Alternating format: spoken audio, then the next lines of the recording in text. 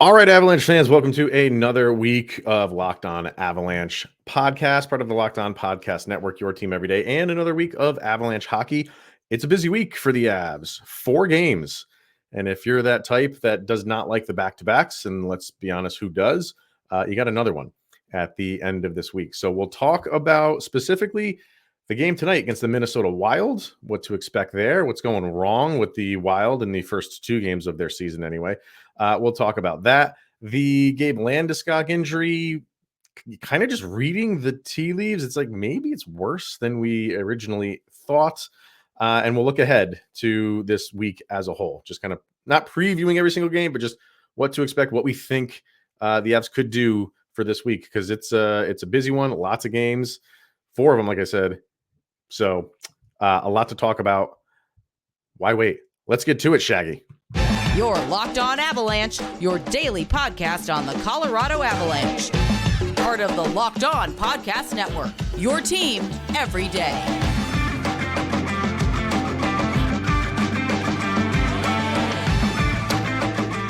All right, everybody. Welcome to the Locked On Avalanche podcast. Like I said, we are part of the Locked On Podcast Network, your team every day. Thank you for making this your first listen of the day. That is always appreciated. You can follow us on our social media outlets, LOPN_Avalanche on Twitter, Locked On Avalanche on Instagram.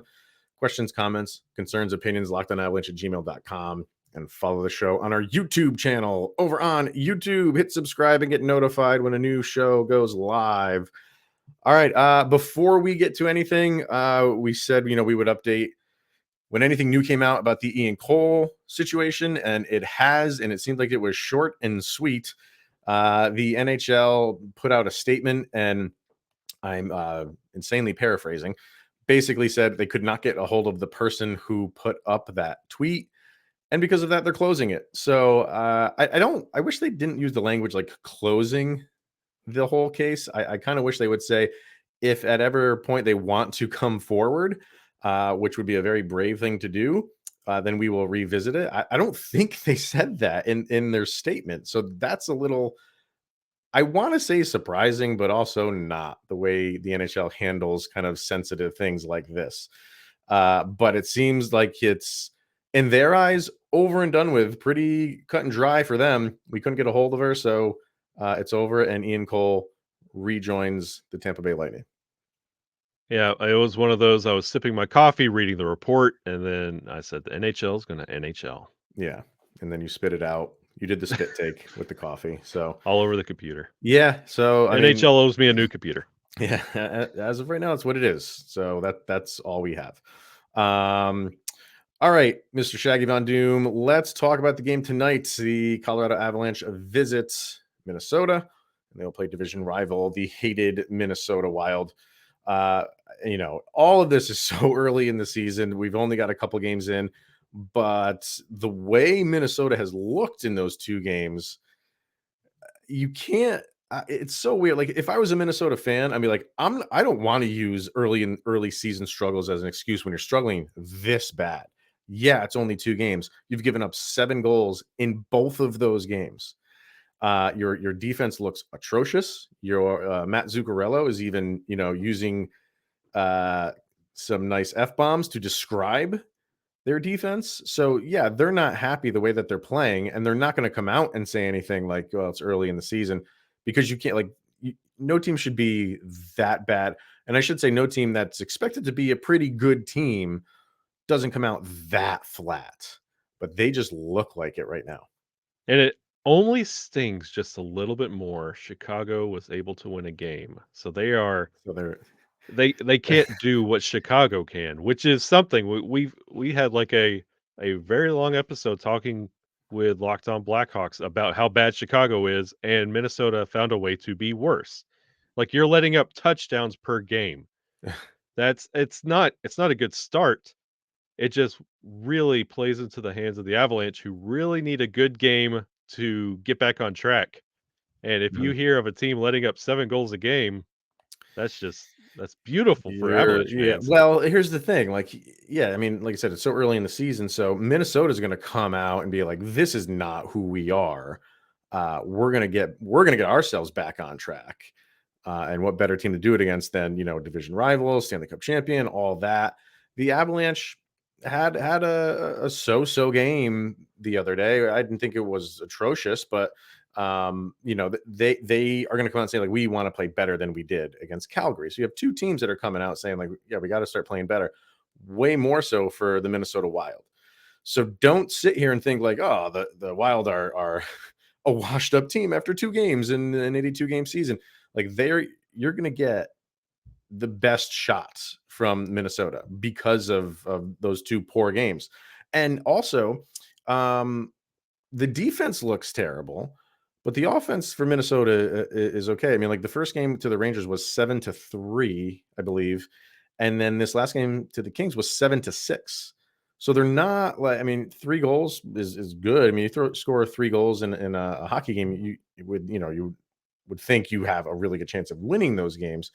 And 6 goals and lose does not happen very often. So they can score. They can score. They are an offensively gifted team. The defense is just struggling right now. So if you're the Avalanche, you want to keep that going. You want them to continue to struggle on the defensive end because they're going to put everything they have into righting that ship real quick.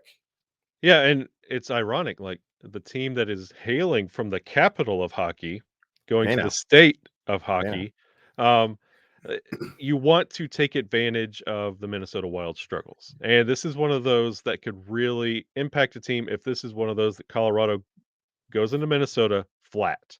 Mm. And this is Yeah. Minnesota's first win of the year. Like, that's concerning and also in the back of the minds of the Avalanche. So you want to get out there and you want to, right off puck drop, just play with that same intensity that we know the Avalanche can.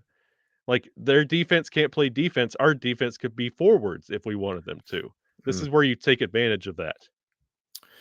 I'm looking up because I know the Kings had a bunch of power plays on that in that game. Trying to find how many penalties. 6.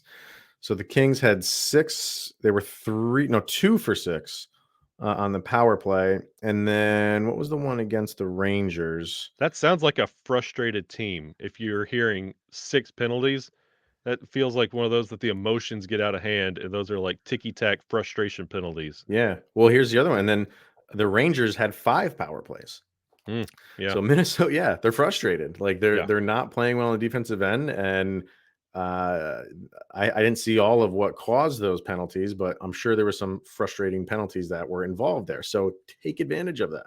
And that's something to keep in mind when you're Colorado, with injuries already playing a part with how the roster is comprised. You don't want to get in there and have frustration add to the injuries. You want to Mm, play smart when you're going into this. It's not just keep beating them down. You have to be smart because they've already proven that they're lashing out. And you heard what Z's saying about the mm. team. Like, they're visibly and publicly frustrated with how this team is playing right now. You don't want to be on the other end of that. Yeah, I mean, if there were just like losing 3-2 or 2-1 or something like that, I'd be like, well, this is okay. This is a regular start of the season. It's just 2 games. But yeah, when you give up back-to-back 7-goal games, you're just looking at Marc-Andre Fleury's save percentage, which is like 7.76, I think it is right now. It's uh, just wild. The other And interesting. Go ahead. Sorry. Jordan Greenway is still a member of that roster, is why I bring that up. Like, one more frustrating game, that Green of Minnesota will turn into the Hulk, and Jordan Greenway he's a pest. Hmm.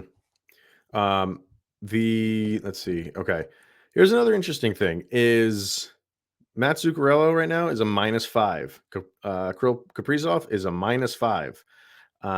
Ryan Hartman -5. So those guys are on the ice when all these goals are being given up. They're scoring because those guys have Zuccarello's got 2 goals and 2 assists.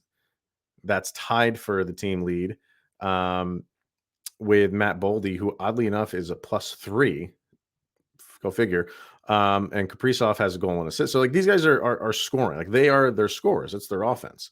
But they're also on the ice when teams are just slicing and dicing through them. And the one, we go back to Flower. Man, the defense is bad, but good lord, like there was a slap shot from just inside the blue line, an absolute cannon, and an absolute nobody was in front of him. It was completely, you could see the entire windup. I don't remember who scored the goal for the Kings, and it got past him. Like, though, when that's happening, it's like, okay, this is a way more of a rough start than you can imagine. It was the defenses looked bad, but he hasn't helped them out either. And that only adds to the frustration because they chose him over Cam Talbot. They let him walk. Mm, And that's what you have back there protecting the net. And if you're letting up stuff like that, why does the defense need to try? mm. So I think it's going to be a good game though, because like you said, you have a team that has not started out.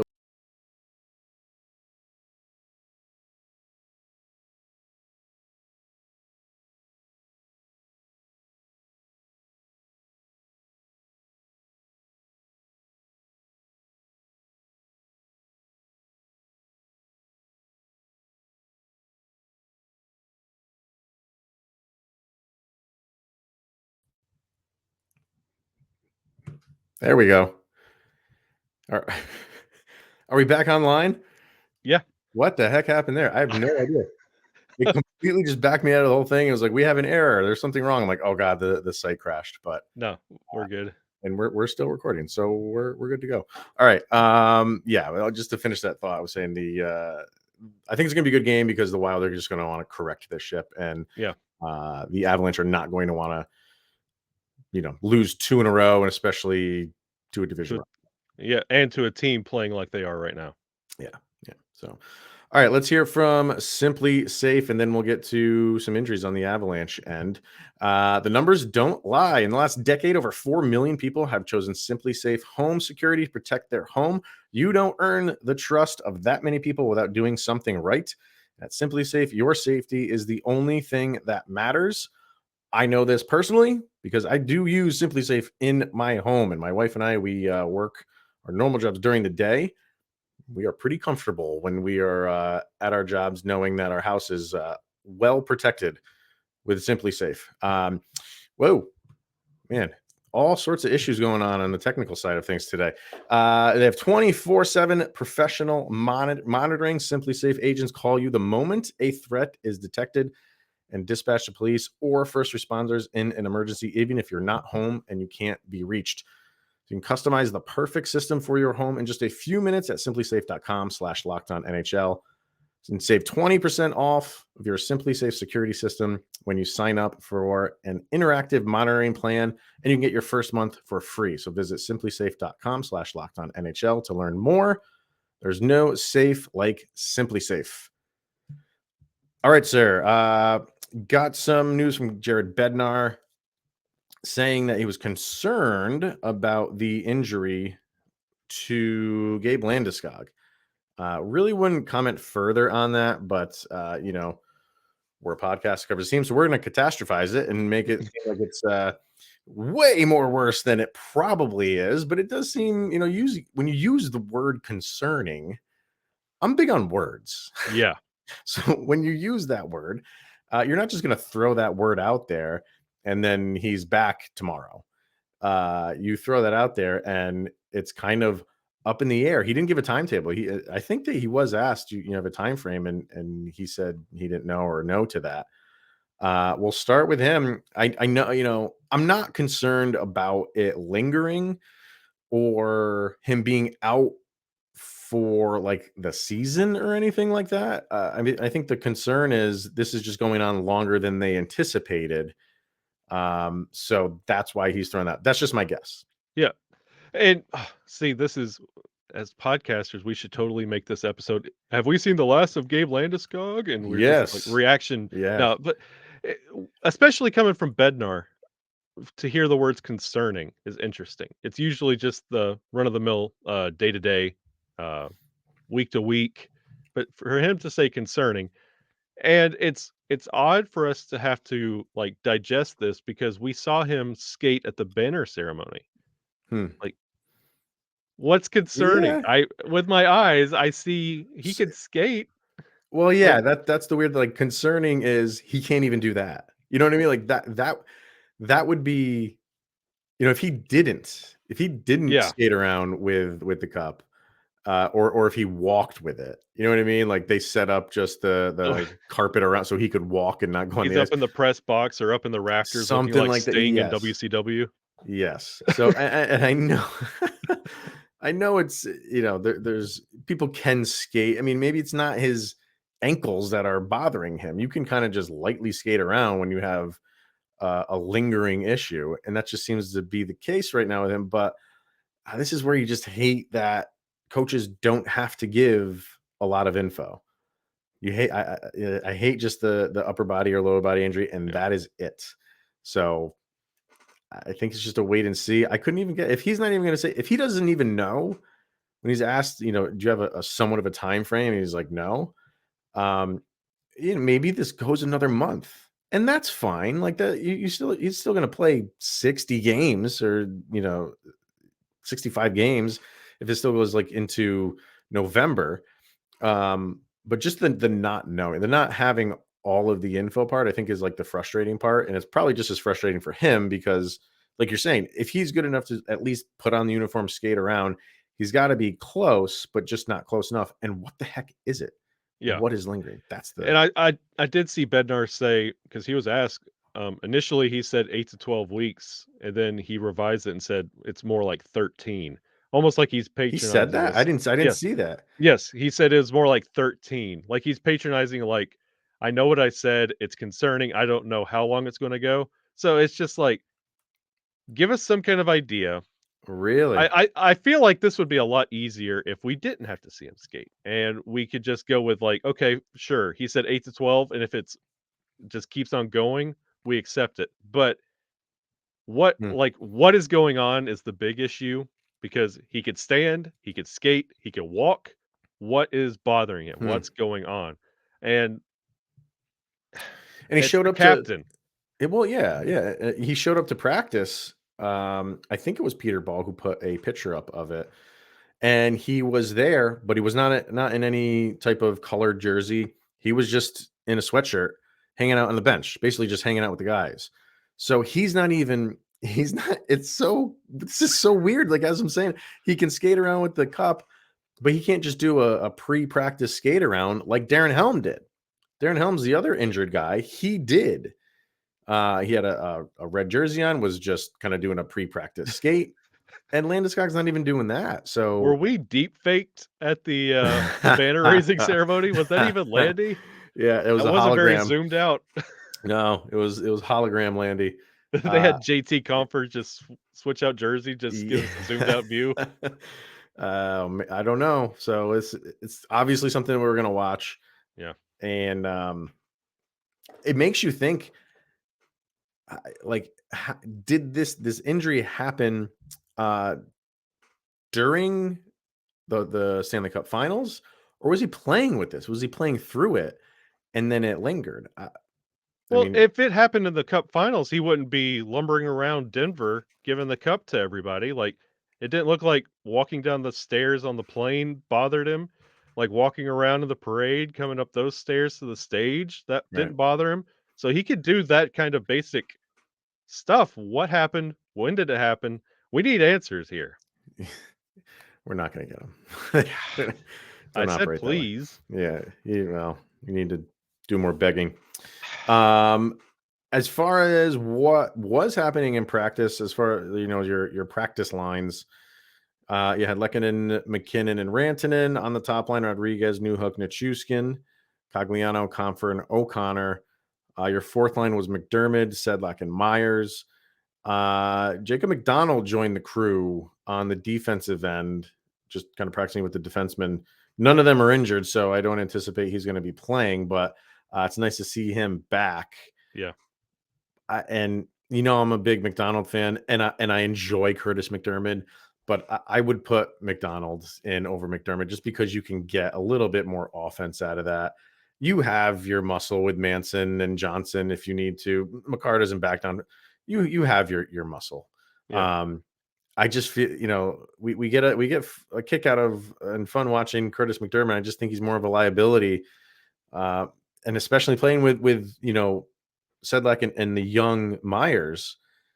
Those guys need people to be there to kind of help facilitate some offense, and he's just not going to do that. So Yeah, I don't think tonight's game against Minnesota is a game that we need McDermott. This would be a J-Mac game because Minnesota's fast and they're young.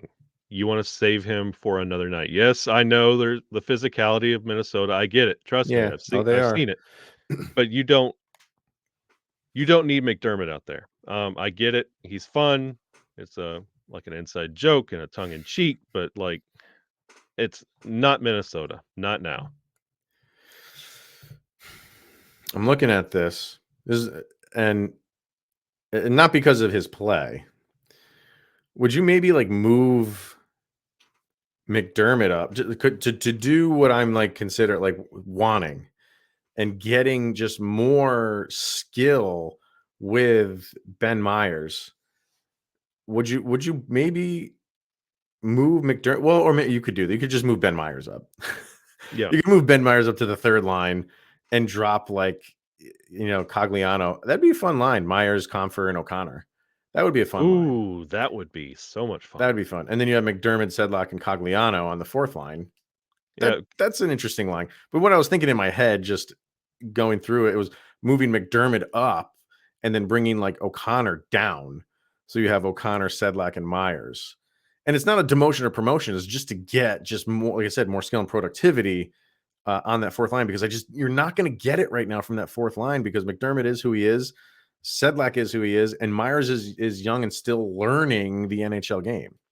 I feel like as long as McDermott's in the lineup, he's going to live on the fourth line, and whoever's on that fourth line just better know you're not getting more than 10 minutes. That's your dump line. Yeah. If things start going south, those top three lines are going to be used all game long. That fourth line will just sit there and restock the Gatorade or whatever drink they have now.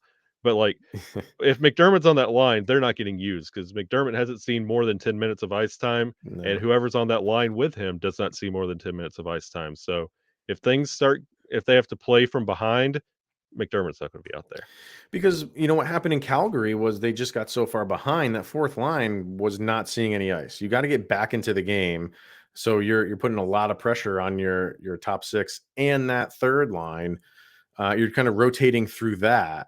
So, to just kind of stop that and not put so much pressure on, because that you're down 5-1 and you're playing those guys, just cycling them. You're basically eliminating a line. You've expended so much energy coming back to get into the game. It's tough to just continue it and run out the game like that. You're just spent. So, and Myers has like offensive capability. Yes. So I want to see that. Like he could help them get back into a game. He's just not on a line that's going to do it. So he gets kind of like stuck with those guys that if you get behind, he's not going to be out there. And I think that's a detriment to the Avs because he could help them, obviously, on the offensive It could end. also be a motivation too. Like, that's what's going to happen. So don't get behind. If you want to keep playing, don't get behind. It's just that simple. Just that simple. Don't get behind. So we'll see what happens. But I think, like we said before, it's going to be an interesting game. All right. As far as the week ahead for the Avalanche, like we said, 4 games for the week. Let me get their schedule. Obviously, Minnesota. They have a day off on Tuesday, and then they play at home against Winnipeg, a day off on Thursday, and then at home against Seattle. That should be fun. Seems like just more and more Avalanche players are becoming Seattle Kraken. And then the very next day on Saturday in Vegas. Now I know the back-to-back people who hate back-to-backs. Like I said, who doesn't? I think this one's a little bit more manageable. You're not going north into Canada and have to go through customs and a short day of sleep. You're basically going from Denver to Vegas. So I think it's a little bit more manageable back-to-back. It still is a back-to-back, but kind of just taking a broad look at what the Avs week looks like. What are you thinking? Favorable, difficult, somewhere in the middle? Depends on how they play tonight. And it looks like a week. Does Nick Holden still play for Vegas, or is he gone from there? Because You have you're I going to think he's still have there. you got Stasny, Berkey, and Grubauer, and then Yeah, Holden. So and then Jost tonight. So you got former foes all over the all place. over the map. Yeah. But if it's honestly going to be predicated on how they perform against Minnesota, how the rest of the week goes, because Winnipeg, everybody sleeps on them because it's Winnipeg. Who cares? But they're playing good. They're not a bad team. Seattle, they're impressing people. They're They're improved. not they're not terrible. And Vegas hasn't lost a game at time of recording. Yeah. No. 3-0 for 3-0 for Vegas so far. Totally not how I wanted them to start. Yeah. But they're a decent team. So I think it's a tough week. Yeah, you have two teams in Minnesota and Vegas, which obviously will be fighting for playoff spots, and then you have Winnipeg and Seattle, who are improved. Maybe Seattle's more improved than Winnipeg. Yeah. And Winnipeg is one of the best goalies. Yeah. So that's always tough. So I think it's going to be, and then I don't want to get too far ahead of myself because I don't want to do next week. But so you have after that Vegas game, that back to back, you have 2 days off after that before you head east and play the Rangers. So To another back-to-back at the end of that week as well. At the end of that week, too. So 3 back-to-backs in the month of October for the Avalanche. Not ideal. And I think everybody's throwing their hands up. Like, a lot of teams did back-to-backs to start the year. And then you had Sunday where no games were played. 0 games were played. I don't know why. Did you not want to go up against, like, playoff baseball? You have to deal with the NFL for half your season, so that's not a thing. And it boggles my mind because ESPN Plus does not carry NFL games, so ESPN Plus is just sitting there. Those games could be broadcast, and you could have They would have been broadcast. Yeah, you could have filled ESPN Plus up. It's just sitting there. There's nothing. I don't know. That so many questionable things that the league does, and that's definitely one of them. You had a day early in the season.